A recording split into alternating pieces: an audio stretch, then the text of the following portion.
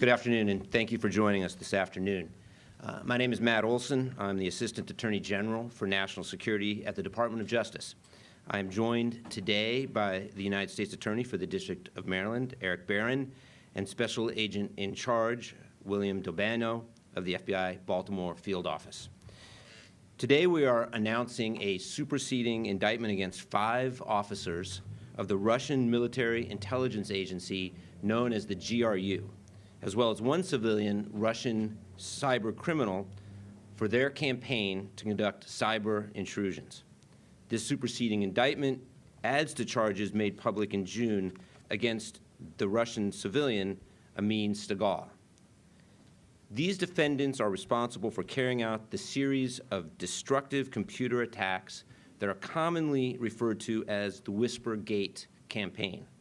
This campaign targeted computers in Ukraine shortly before Russia's invasion of Ukraine in February of 2022.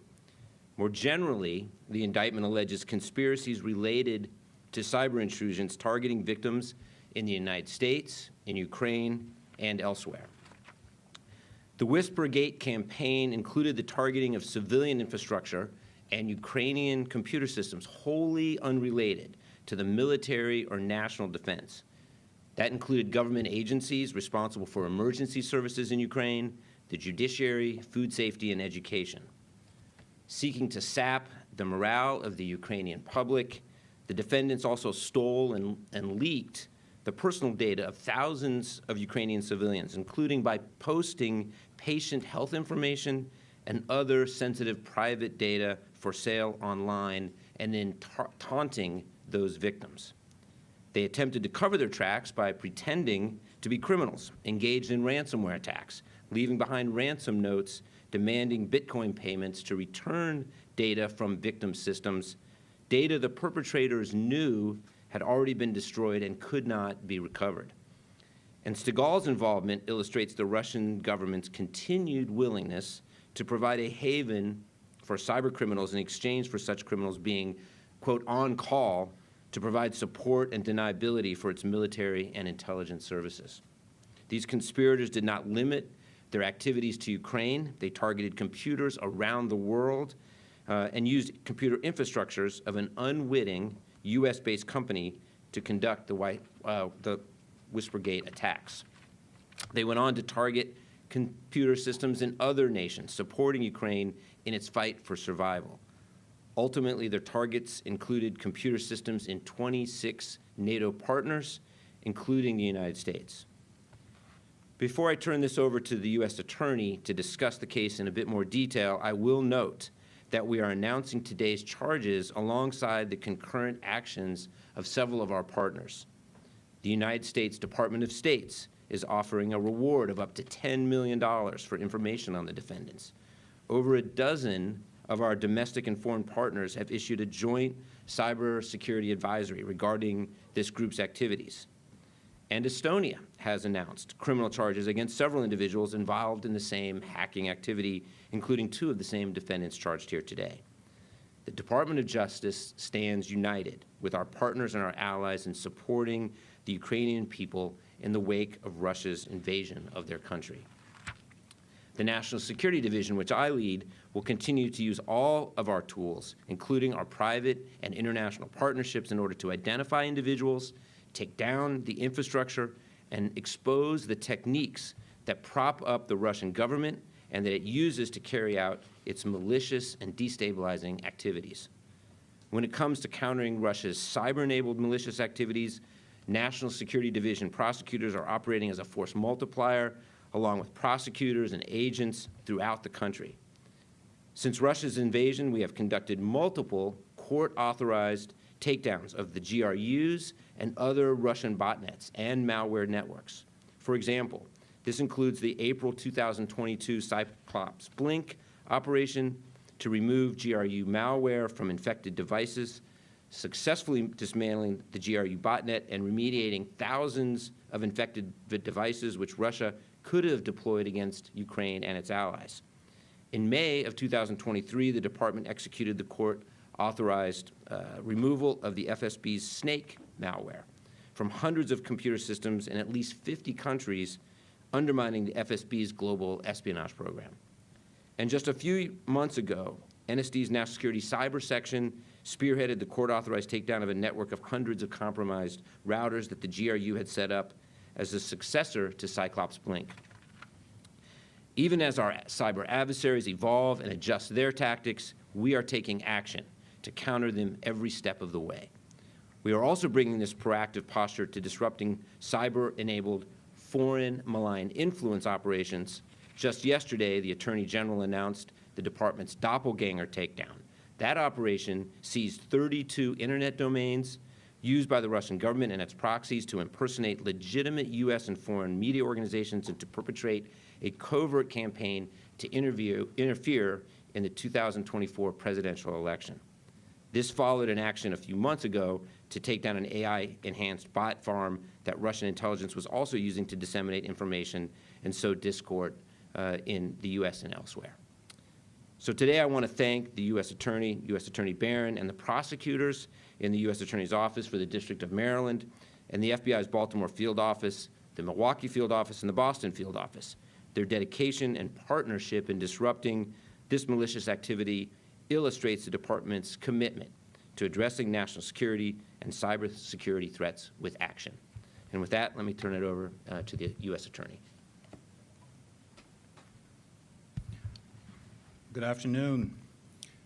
Thank you, Assistant Attorney General Olson. My name is Eric Barron. I serve as the United States Attorney for the District of Maryland. Today, we are demonstrating our commitment to protecting national security by any legal means necessary with the unsealing of an indictment against 5 Russian military officers and 1 Russian national for their global malicious cyber operations around the world. On August 7th, the grand jury sitting in Baltimore, Maryland, issued a superseding indictment charging these 6 individuals with conspiracy to commit computer intrusion and wire fraud conspiracy. This indictment follows a June 25th indictment that charged Ahmed Stagal, a Russian national, with conspiracy to commit computer intrusion related to the Whispergate attacks on the Ukraine and elsewhere in 2022. The indictment alleges that these officers are a subset of Unit 29155 of the Russian Main Intelligence Directorate, a military intelligence agency responsible for attempted deadly dirty tricks around the world, including committing cyber operations beginning in at least 2020.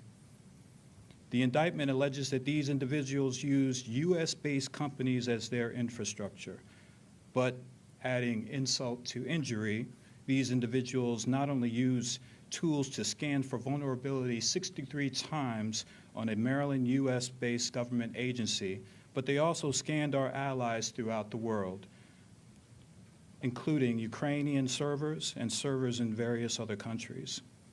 Then they used the Whispergate malware, deploying destructive computer intrusions against Ukraine and other allies. These compromised systems have no military-related role, including agriculture, education, science, emergency services, and they stole sensitive data, as you've heard, including health records.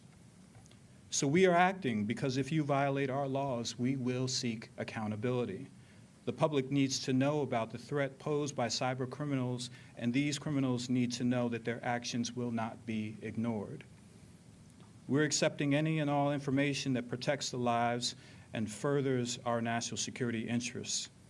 Rewards for Justice is a State Department program that now maintains a $10 million award related to each of these individuals.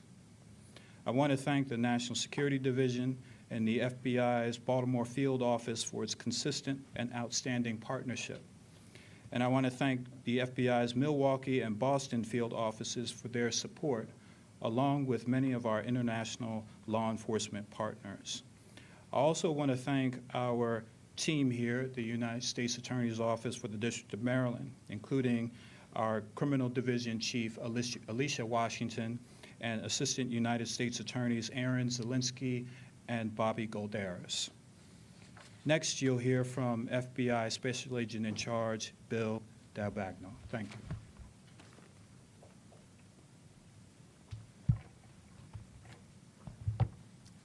Good afternoon. Thank you, U.S. Attorney Barron, for hosting us today. We thank you and Assistant Attorney General Olson for the collaboration, expertise, and hard work that brought us here. I'm Bill D'Albagno. I'm the Special Agent in charge of the FBI's Baltimore Field Office. Today is about partnerships, commitment, and accountability. We are here, yes, to announce this indictment, but we're also equally here to highlight the international coordination and robust partnerships with our allies around the world. This type of cyber warfare will not be tolerated.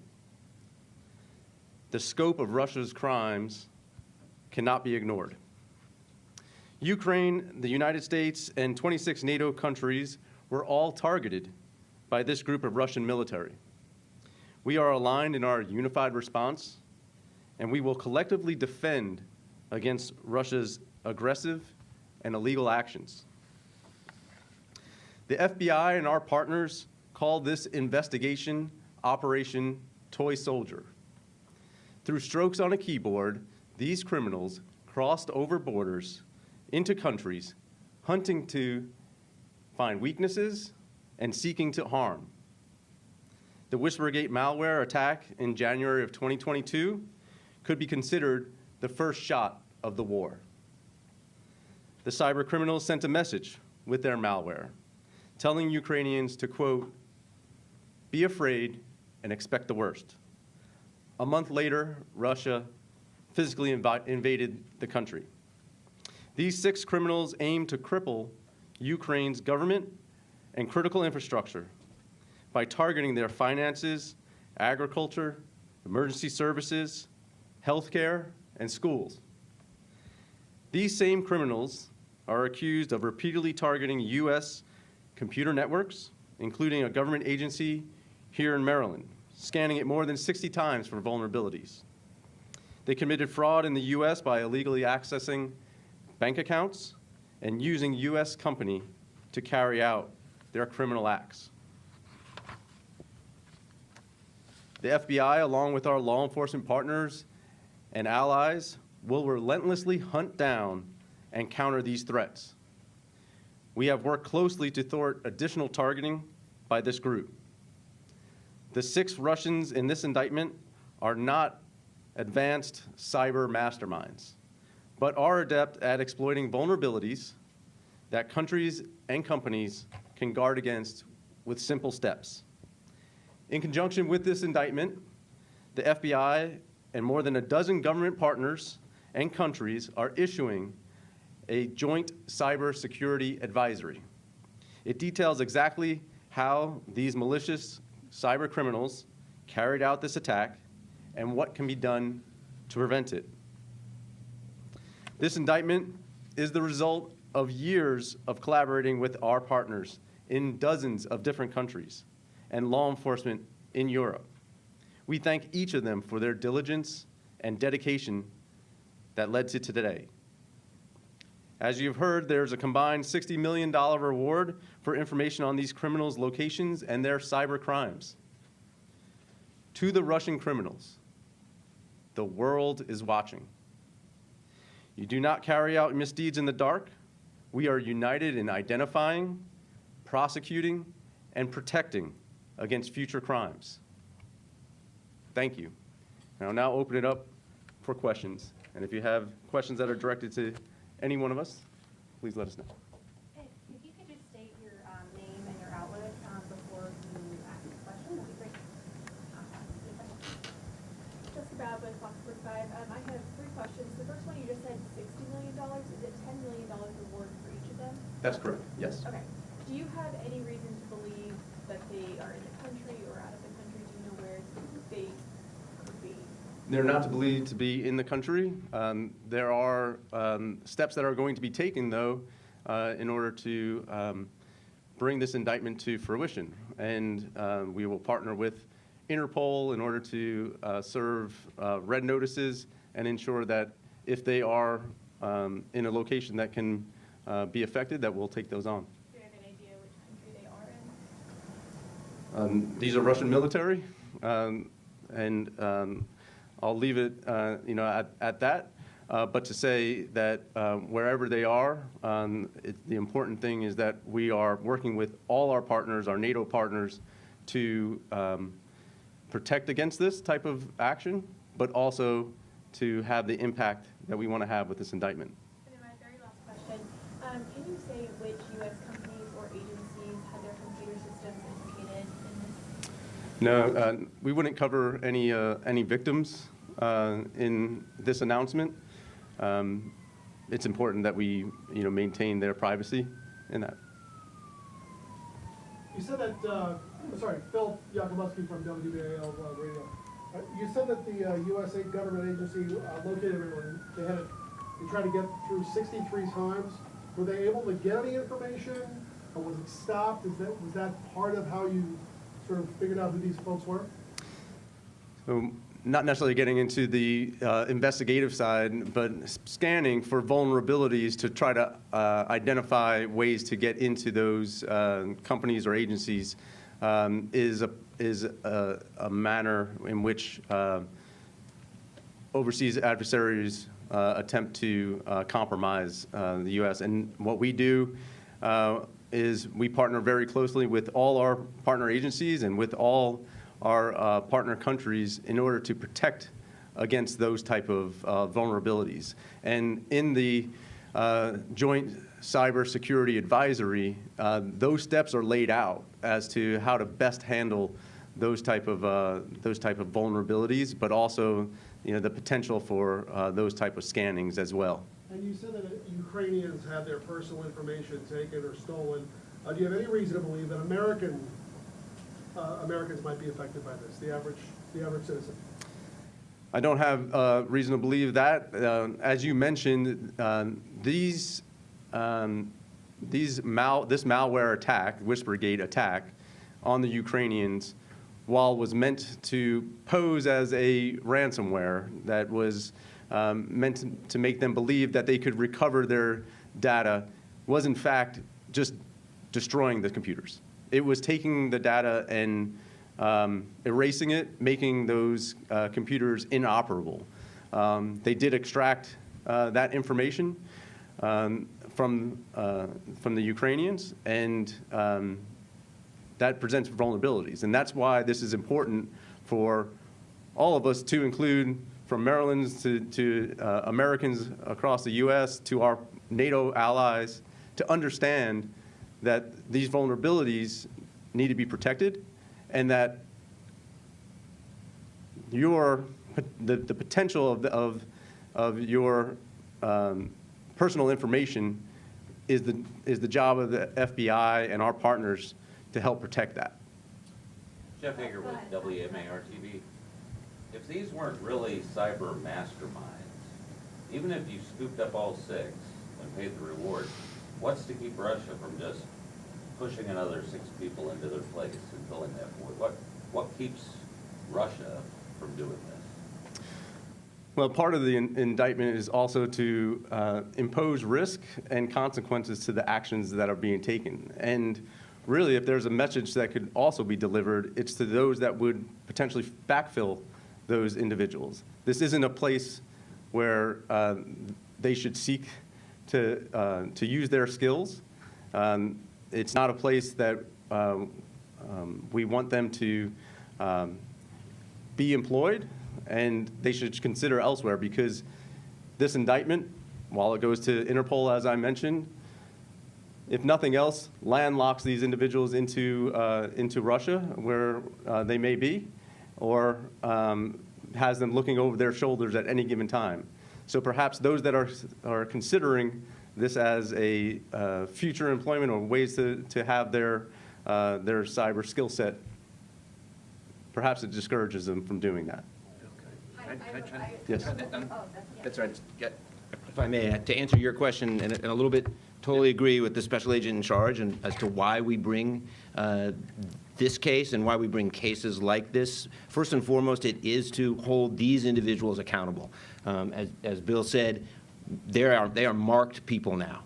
We know who they are. There's a reward on their head, and we're going to pursue them relentlessly. So that's reason one. Reason two is to expose the techniques they've used, because when we put these techniques and tools that they've used into our indictment and we say we're going to back this up with evidence in a courtroom, that shows not only the Russians, but it shows our private sector partners on how to protect themselves. And then finally, the message is clear to the GRU and to the Russians. We are on to you. We penetrated your systems. The FBI, the Department of Justice, will be relentless in pursuing you. And so you better pay attention to the fact that we have gotten to you and we are in your system. So that sends a very strong deterrent message, and we've seen that message take hold in other cases like this. So that's why we bring these cases. I have a question. Kate Amara from WBAL-TV from the Can't Hurt to Ask file. I know you said you weren't going to talk specifically about victims, but the sheer number of federal agencies in our state begs the question: should people be worried that their Social Security information, health information? We have Walter Reed, we have NIH, we have the FDA, and yes, we have the NSA. Should people be worried that their private information was part of this? And my second question: the private company that unknowingly had their servers used, did they report it to the feds, or did you tell that company that they were being used? And what's the lesson there for every other company out there? I'm going to turn it over to the U.S. Attorney on the specifics of the case. I will just say before I do so that every federal agency, every private sector entity is at some risk in this current environment where cybersecurity just has to be a paramount concern, and that's why we work so hard to be good partners to the private sector in understanding the threats they face, sharing threat information with them, and again, when we have a case like this, bringing the case to bring the perpetrators to justice. Sure, just to follow up, and we can't get into investigative techniques. I can stay within the four corners of the indictment and tell you that there were dozens of scans for vulnerabilities through this Maryland-based U.S. government agency and others throughout the world. It's something that our partners, our private sector partners, the public in general should know. Whether or not personally identifiable information was exposed, that's not a part of this indictment, but certainly as a general matter, the message here is prevention and intervention. And the message by this announcement is that there are many cyber criminals out there, some sponsored by states, some state and country sponsored cyber criminals who are out to expose and get at either a government or company's information or our own individual information. And so that we should all be very vigilant in taking the necessary steps, recommended steps, best practices, so to speak, to protect our information. And quickly, are you able to say which came first? Did the private company alert you, or did you alert them that they were being scanned? Right, again, that's kind of outside the indictment and part of our investigation, but again, part of this announcement is that is one way that we as law enforcement are able to connect the dots, so to speak, in an investigation. When we have those public-private sector partnerships, we need businesses out there, companies out there to report when things happen. We need them to be vigilant about their cybersecurity infrastructure and collaborate with us and with one another. And that way we can gather evidence and bring an indictment such as this. Thanks, everybody. If you didn't get to ask a question, you can just direct them to me. Thanks, everyone.